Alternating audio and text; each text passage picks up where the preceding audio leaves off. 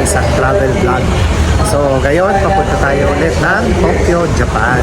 So ngayon, ang bibisitahin natin na Sakura. Pero sana maabutan natin, pero hindi pa kasi sure kung mag-full bloom na siya. Pero almost late March na naman, so most probably may makikita tayo. And hopefully meron na tayo maabutan na full bloom. Yun, so samahan nyo kami sa biyahe na to. Ngayon, nandito na kami sa Terminal 3. Naghintay na lang ng boarding. So, yun. Balikan ko na lang kayo pagdating natin sa Narita Airport.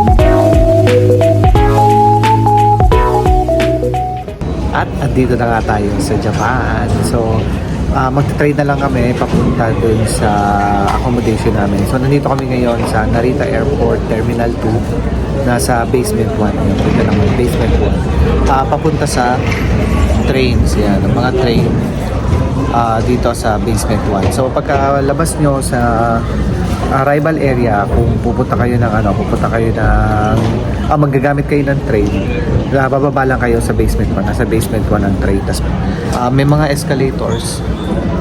Yan. Tapos meron din mga elevators kung meron kayong dalang stroller or malaki yung bagahe nyo. Lalabas lang kayo. Hindi ko makita yung ginamit namin. Parang nandun siya sa kabila. Lalabas kayo dun sa may papunta sa may bus. Tapos makikita nyo yung elevator nasa right side. Kabilaan siya, left and right. Tapos yung mga bus tickets nasa ground floor pagkalabas nyo lang nung terminal, nung arrival area. Tapos nandun na rin yung mga bilihan ng SIM card. Tapos kung nandito kayo sa Terminal 2 tapos kailangan nyo mag-withdraw ng pera, pwede kayong gumamit ng 7 Bank ATM from 7-Eleven. Yun yung pinakamagandang rate. Pagka Philippine na mga GCash, GoTime, tsaka mga Philippine na ATM. So pagka nandito kayo sa Terminal 2, baba lang kayo sa basement 1, papunta dun sa mga trains, tapos makikita nyo na yan. Ayan, dalawang 7 Bank ATM yan. Tapos meron din dun sa kabilang dulo, meron dong 7-Eleven, meron din dong ATM. Yun. So bibili na lang kami ng na ticket, pakita ko sa inyo mamaya tapos sakay na sa train. Ayun, so nakapasok na kami kanina dun sa pinakita ko sa inyo sa papuntang train. So kung bibili kayo ng ticket ng KSA Skyliner, ayan siya, yan, may KSA Skyliner information. Diyan kayo makakabili ng ticket, dyan nyo na rin pwede tanong kung anong station ang sasakyan nyo papunta dun sa accommodation nyo. So alam ko tatlo lang ang station yan, Tokyo Station, tsaka Nippori Station, tsaka Asakusa Station. So hanapin nyo na lang kung alin yung pinakamalapit po.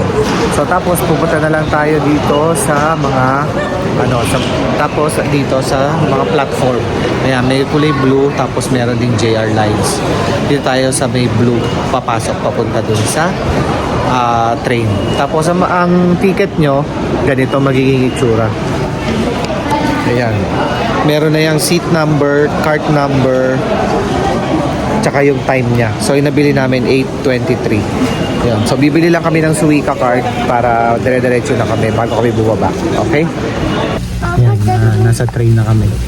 Reserve seat naman siya, so hindi kayo mahihirapan. Tapos may lagay naman ng gamit dun sa likod pagpasok nyo ng train.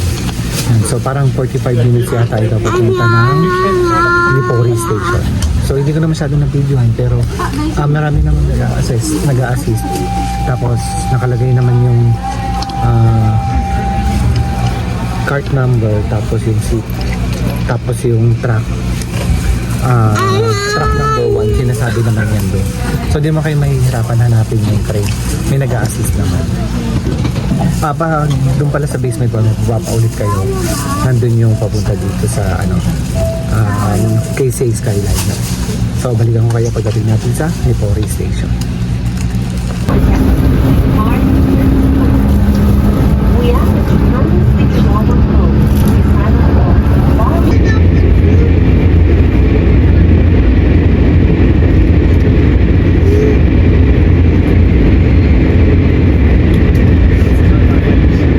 Yun, so nandito na kami sa accommodation namin. Pagod ako. Hagdan. Walang elevator. Second floor pa. Yan. So hindi ko na masyadong na-videohan yung pababa namin ng tren. Bali ni Pori Station siya. Tapos 5 minutes walk lang siya from dun sa station. Tapos maganda naman yung dadaanan mo, malaki yung sidewalk. So ito na yung accommodation namin. Hindi siya hotel, para siyang Airbnb na nakuha namin sa booking.com. So ito siya. Ayan. Isang buong apartment siya. So, may ref, washing machine, lababo, tapos may toaster, microwave, pang-init ng tubig, may heater din para naghugas ka ng kamay. Tapos ito yung toilet niya. Ayan. Tapos wala yung shower. Ayan. So, maganda naman, may bidet. Yung Japanese bidet. Lababo. May kama dito. Pero meron din dito, dalawa. Good for 4 tong kinuha namin. Pero malaki. Para siyang good for 5. Yan. Yan, ito yung mga gamit namin. Yan. So, kakain muna kami. Hanap kami ng kakain na malapit dito sa accommodation namin. So, balikan ko kayo pag nandun na tayo. Ito na, naghahanap na kami ng kakainan. May nakita silang sushi, conveyor belt sushi. Pupuntahan namin. Ito. Yan. So dito halos ganito yung neighborhood. Napaka peaceful. Okay.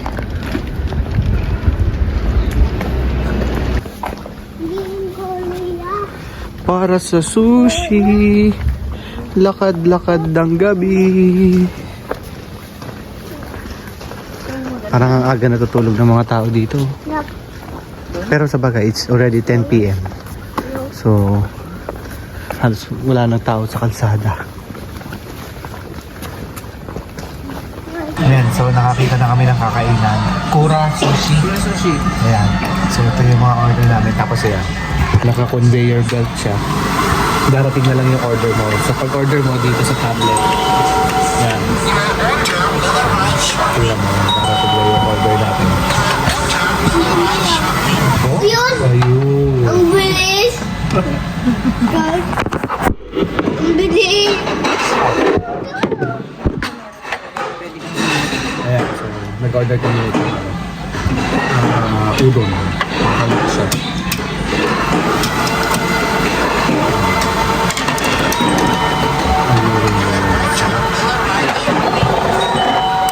Kain tayo. Pakita ko muna sa inyo eh.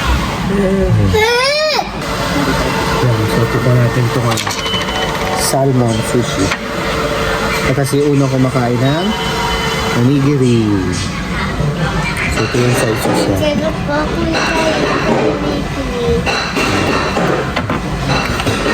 so yummy, yummy, yummy!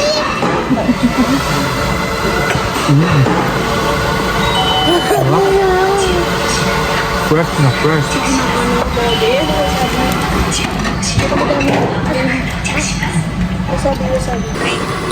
Ang kamaganda!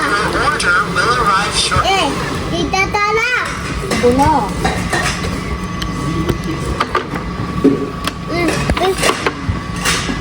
Ikaw maganda.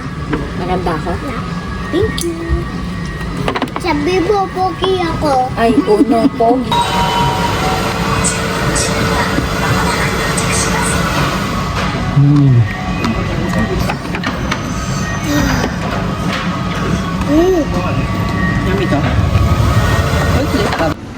So, ayan yung kinainan namin.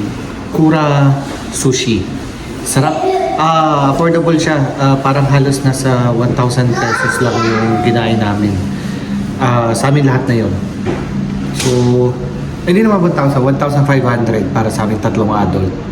affordable na siya compared dun sa may ganyang sushi dun sa atin. Parang halos pagka kumakain kami dun nasa 2,000, nasa 2,300.